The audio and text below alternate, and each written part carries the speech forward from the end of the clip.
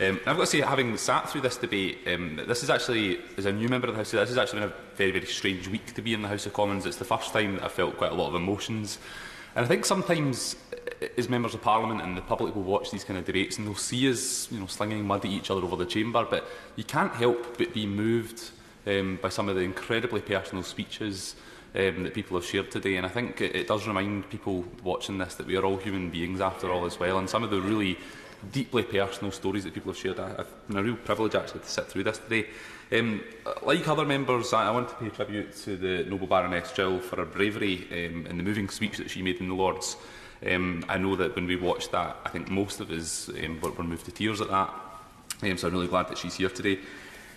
With your indulgence, Mr Speaker, I want to use a few moments to acknowledge the late Dr Mo Mowlam. I've got to say I was quite disappointed that Dr Mowlam had been airbrushed out of much of the media coverage of the 20th anniversary of the Good Friday Agreement. And I can't but help feel, as an outsider looking in, that the Good Friday Agreement would not have been achieved without Dr Mowlam. And I'm currently reading her book just now. I can't help be moved by the effort that she put in Northern Ireland, and she did all that going through an illness as well. Now, as an MP from Scotland, I want to offer a bit of experience from north of the border in terms of strategies for cancer. I also want to talk about some of the commitment and improvement that we want to see for children and young people with cancer. I'll come back to that a little bit later on. There's no doubt that we face many challenges, not just in Scotland but across the UK when it comes to cancer, and one such problem we need to grapple with is obesity, which we know is the second highest cause of cancer. I think we must be bold about diet and obesity as we have been about tobacco and alcohol, which is why everyone needs to be looking, and this is definitely a challenge to myself, as my colleagues who aren't here but they would know that I don't have the best diet in the world, but I think there's a real challenge to us when it comes to obesity and the food choices that we make.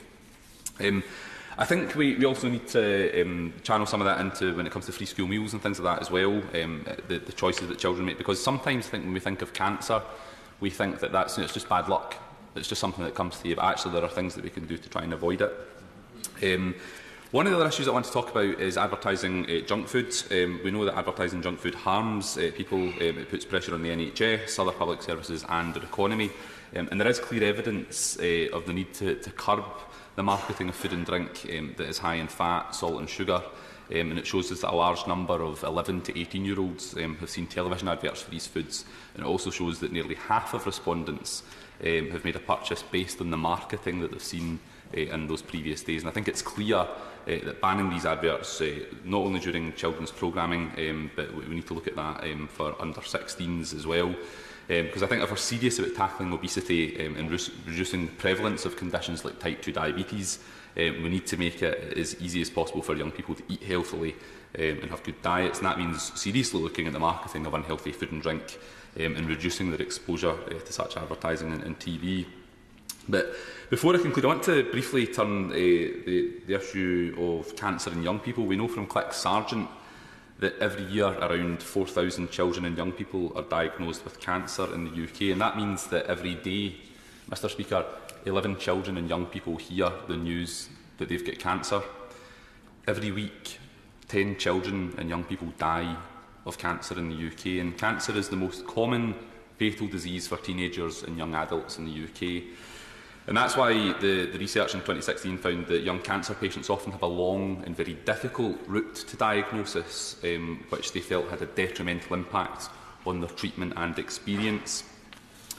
We also know that cancer costs families in many ways as well, including financially, as parents report an average additional expense of £600 a month that their child is on treatment. And some of that was touched on by the Honourable Gentleman from Ilford North. But some of those expenses are travel, extra food, energy bills, car-related costs and parking.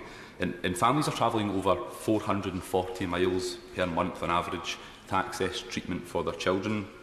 And at this juncture, I do want to commend the Honourable Member for Harlow, who has been an assiduous campaigner calling upon the Government to scrap hospital car parking charges in England for young cancer patients and their families. It's not something that affects us in Scotland, but I think that he should be commended in doing that.